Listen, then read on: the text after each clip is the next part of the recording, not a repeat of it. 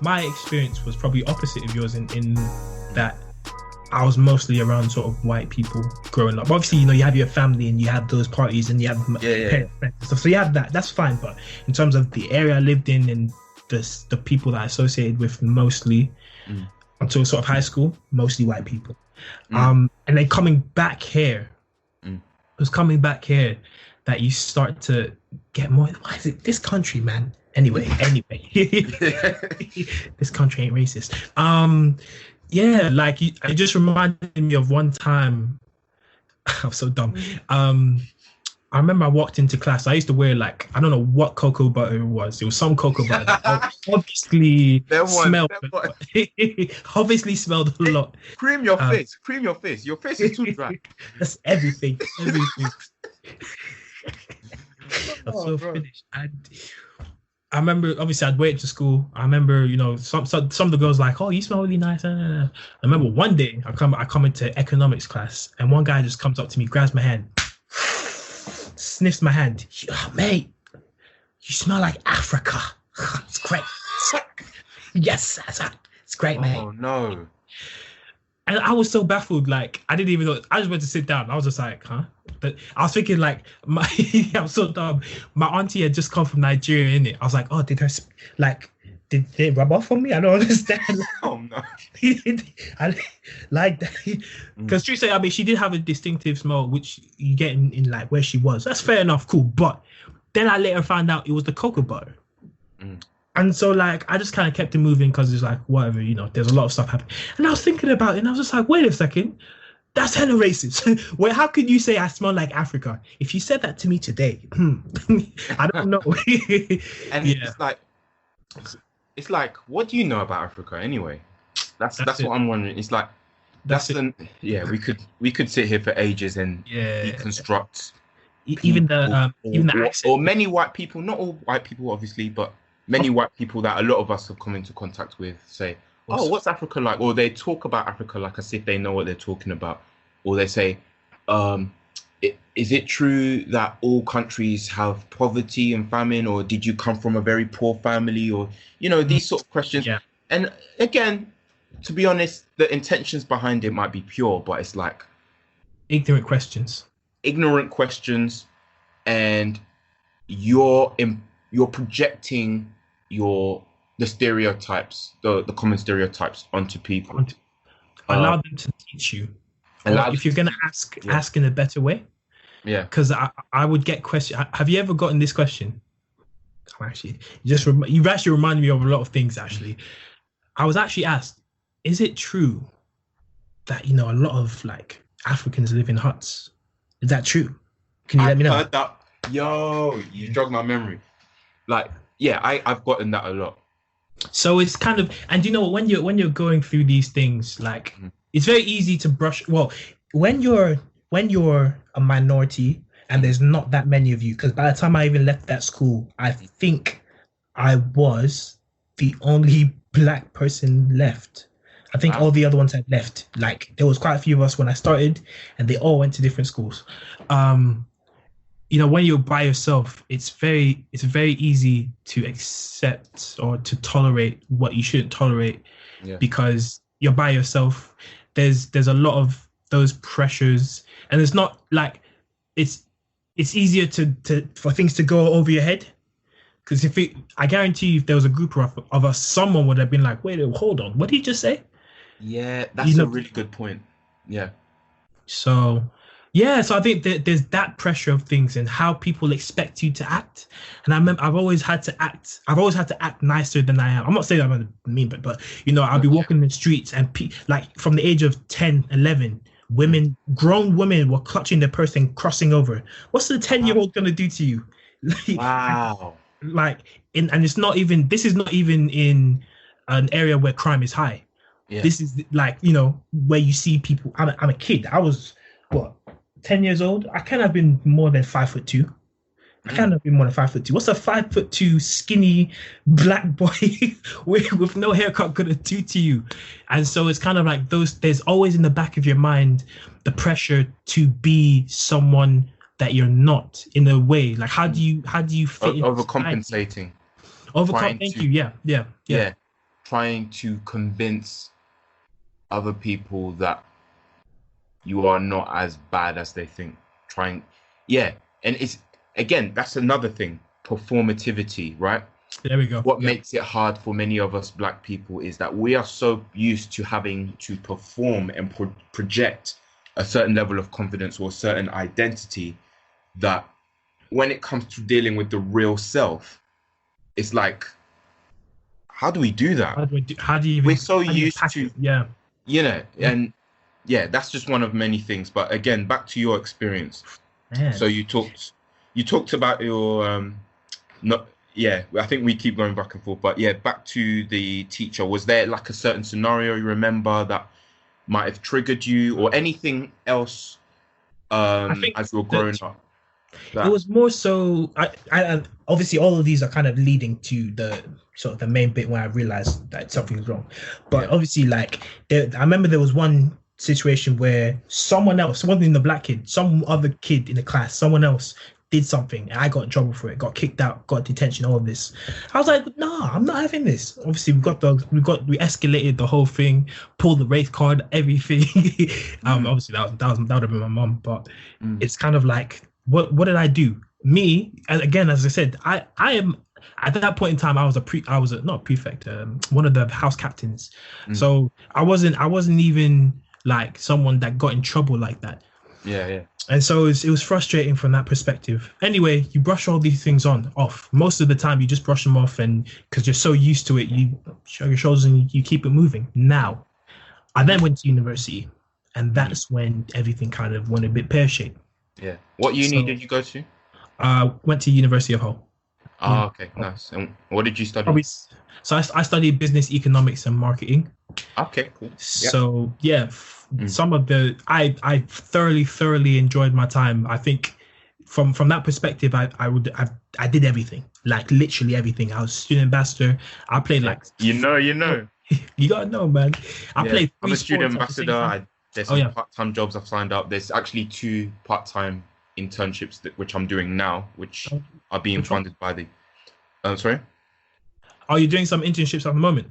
Yeah. Nice. So I'll tell you about them later. But I relate in terms of signing up for everything. I was always that kid.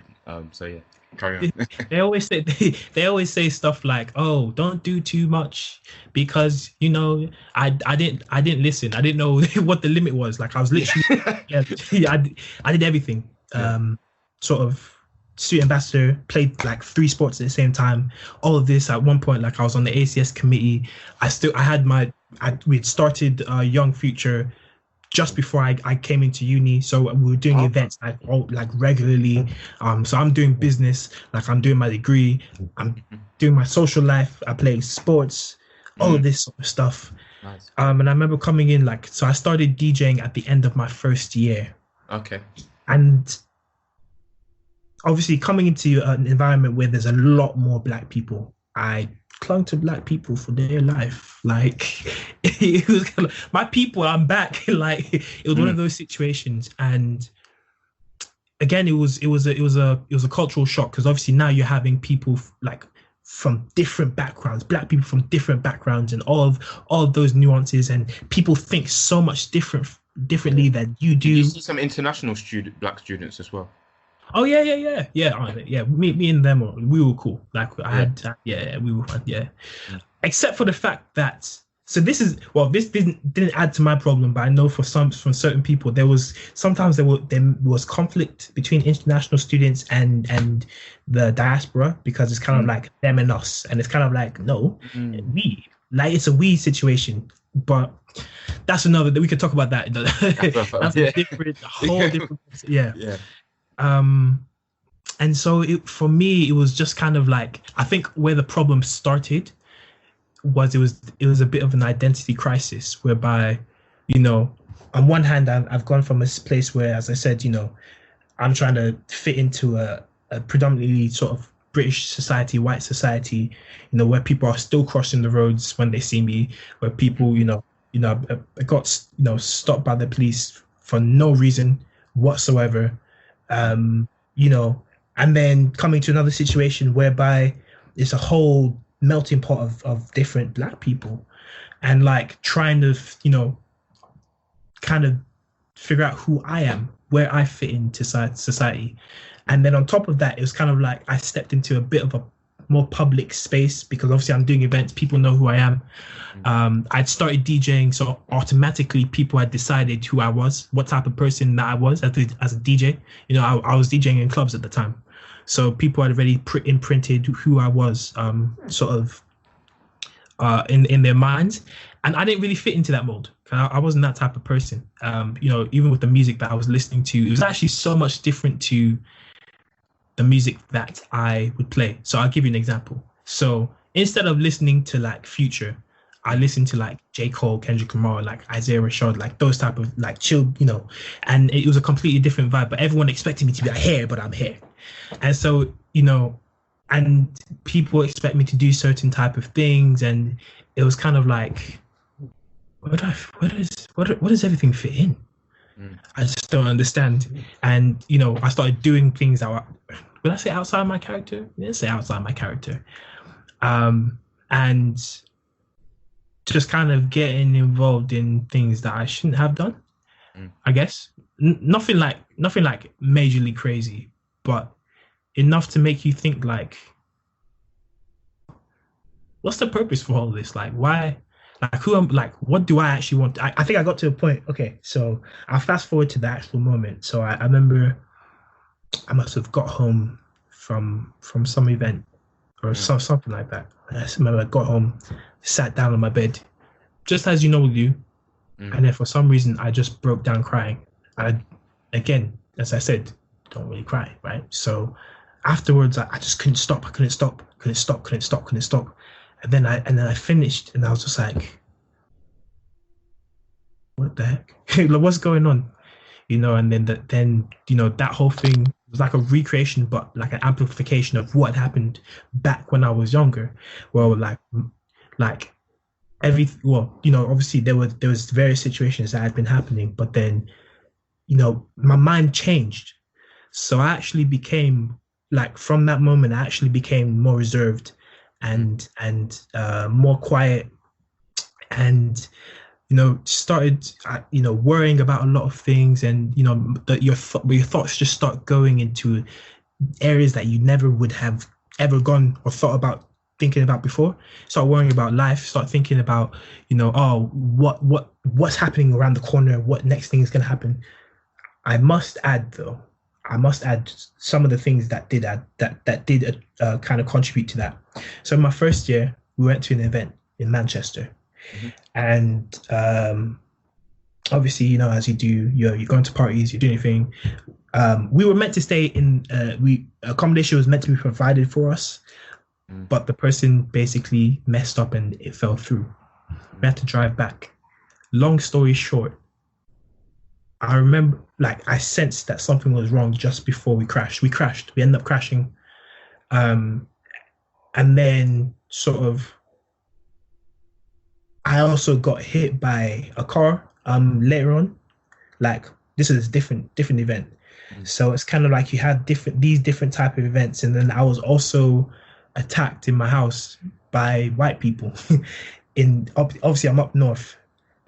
So you have like a racial kind of situation happening there.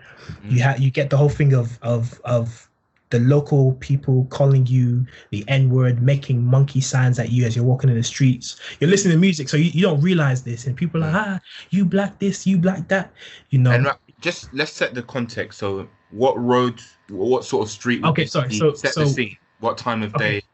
So this would happen at day, this would happen at night. So obviously I went to uni up north, and it was quite. They're more racist up there. Let me just even be straight with that. Yeah. And so imagine, like, this is even one of the student roads near the university. But you know, on one particular situation, it was at nighttime, and I'd just gone to Sainsbury's, which was just down the road from my house. And obviously, like, locals and students would go out in the same area. And so I'm literally outside of Sainsbury's. So say Sainsbury's is here, my house is literally a 5-minute walk down the street. It's like a strip, and then you have like all your student houses. So walking back towards my house. Yeah. And so most would say that's like a safe area, you know. Yeah. Well, yeah, yeah. For the most, yeah. Relatively, yeah. You know, people should be able to walk up and down freely, and for the most part, that was the case.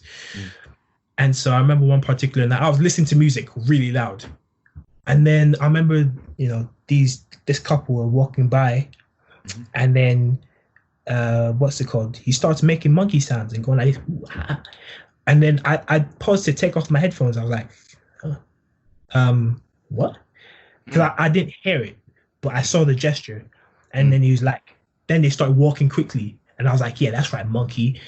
Ooh, ah. But then they disappeared around the corner. So by the time I actually realized what had happened, he was gone. So it was always kind of as they were either in cars or something like that, or so yeah. So you have stuff like that happening. I'm just like, why is this stuff following me all my life? Like, what did I do? I'm just a black guy. You know what I mean? Like, I'm trying to help you people. Like, gosh. And for me, because I actually had quite a few friends in the city, because I played rugby in the local city. And I remember, especially when I first started, they would always come for me. When I say they, I mean the other team. I was the target because I was the black guy. I remember people used to swing for my head, all of these sorts of things. So yeah, it was just, you know, you have that kind of all those sorts of things coming together. Yeah. And it's kind of like you're trying to project this confident person that you've always been. Meanwhile, on the backside, you're dealing with all these conflicts of, you know, you have situations happening. Obviously, like at the time, the relationship I was in kind of broke down, and it broke down in a really unhealthy way, and just a lot of stuff is happening, and then you know, all these different thoughts just start to come together, and this is where they say holding things in isn't great. I think that's probably what the problem is. It was all these years of holding things in, holding all these issues in, holding all these problems that happened in, and not venting and not speaking about things, because whatever, you just keep it moving. That's kind of the mindset. And then it comes to a head where you explode. And that night where I broke down, started crying, that was probably the night where I realized, like, now this is a problem. So yeah. Overall, that's kind of like what led to that. Yeah. Right. So next chapter is, how do we move forward? 100%. So do you feel, and this is quite a loaded question, I know we're running out of time. I was hoping we'd be able to finish in an hour. So I don't know. Let's just keep it going. But if we can, let's try and keep. Yeah, go ahead, man. Yeah. But I want to talk about, after that moment, was there a wake-up call within you in terms of, right, how was that the moment where you thought, okay, there's something about my experience as a black guy that has really affected me mentally? So did it cross your mind at that point to say, right, I need to treat this as a psychological or mental issue? Or I don't know, I don't want to put words in your mouth, but what was the conclusion? Was there any conclusion you reached from that moment? Or I'm not gonna lie to you. In terms of that side of things, I didn't really address it as such in that respect. So fair enough. Essentially, what it ended up being was more so it was me looking at my lifestyle. Okay. Yeah. And actually, that's around the time after that, probably like maybe within the next year, I basically became a Christian. So that that had an effect on a lot of things. So so there was that side of things, but the mental side of things is actually something that even to this day, like it's a journey, it's a process. Yeah, definitely. I think one of the first things for me was that I always knew, without speaking to anyone, because obviously I didn't really speak to people to start off with, was that I wanted to become someone who other guys like me would be able to come and speak to. Because it's like, then I realized, like, if I had someone to speak to, because there were days where I was like, man, I wish I could speak to so and so, like, and I'm not saying that my family wasn't there. My family they're loving family, man, but there's just certain things that you just don't, for whatever reason, you just don't go to them about, right? and at least at the time. And so I remember the first step for me was knowing that, okay, I want to become someone who will be able to speak about certain things, speak about issues that we as guys face. And yeah, so that was my first step. And really for a while, it was more so kind of just dealing with it by myself. Just kind of continuing, obviously, like, adjusting to who I had become, and which was really, really frustrating. Being who had you become, just to articulate? So I became, I became more reserved, more quiet. Mm-hmm. I had a bit of like social anxiety, especially in certain crowds would sort of trigger that for me. And yeah, I started finding it harder to talk to people, which was weird. Like for me, that was weird. So after that breakdown period, you found it even harder to open up. Is that what you're saying? No. Like sometimes you even got to a point where at the start it was like having conversations with people, like just having normal conversations with people. I was just like, what? Trying to adjust to that was just like, what? Why? And to be fair, I guess I didn't want to allow myself to adjust to it in the first place because that's not who I was. It was kind of like I need to get back to who I've been or who I believe I am. So I think that was kind of the challenge presented to me as soon as that kind of thing happened was, okay, how do I move on from here? Kind of situation. And I think, to be fair, like the whole process of becoming a Christian played a big role in it. So I can't really like discount that it did, because in that, then I was kind of forced to start addressing various things, such as the whole toxic masculinity side of things, and understand, kind of addressing the way I thought about things and all these sorts of things. So, it was a process. It was a process, and it still is to this day, to be fair. But yeah. So what do you, just from your experience and different things you've looked at, for you, what do you think is the way you can move forward personally in terms of opening up about how you feel, what you're thinking, etc.? How do you think you can move forward? And how do you think, what would you like to see other young Black men doing moving forward as well in terms of expressing themselves? Very loaded question, but just from your experience. Listen, I'm talking to all of you Black guys here. No, like seriously, like I think what I had to do was I had to start teasing things like this. That's the way I did it, was start teasing these sort of themes into conversation. And so like try and test the waters and see how it landed. And when you say test the waters, you mean speaking with other Black guys as well, trying to see how it goes, just opening up about. Yeah. And when I say test the waters, I mean I wouldn't say, so bro, this way. It's more like bringing a conversation that has something to do with even feelings, or how someone feels about something. Let's say an injustice happened. Oh, how did you feel about that? Those, trying to test the waters and see, because some guys you'll speak to and it's just be like, bro, what's going on? Why are you talking about that? And others are more receptive. And so I think it was more so about finding those who were safe to speak to. Obviously, this is not just going to everyone. You have to trust these people, but actually finding within the people you trust, like those that would be receptive in having those conversations.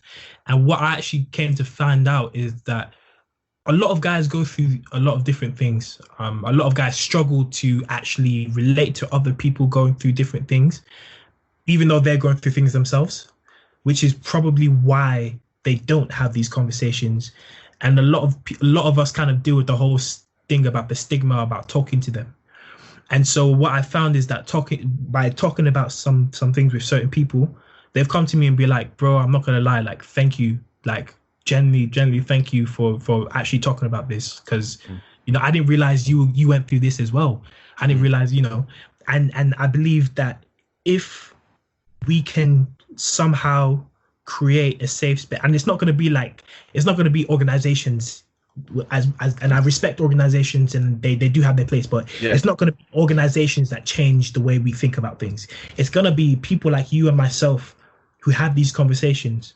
If people understand that actually, yeah, you may have lived a different life than me, but Rob, we went through similar things, like, or you can relate to me.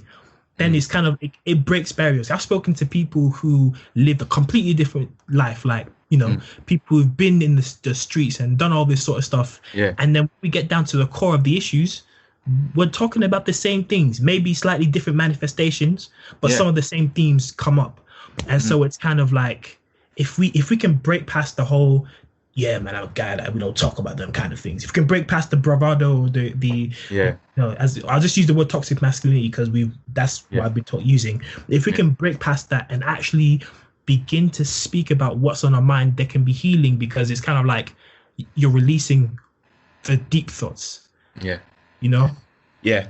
And also, just to add on to that, let's think about practical ways we can go about doing that. So in your mind, what sort of physical spaces would you like these conversations to happen more in? Are you thinking, because in my mind, I'm thinking, I don't know, like even the local barbers, for instance, if the barber asked, you know, how you doing, man? You good?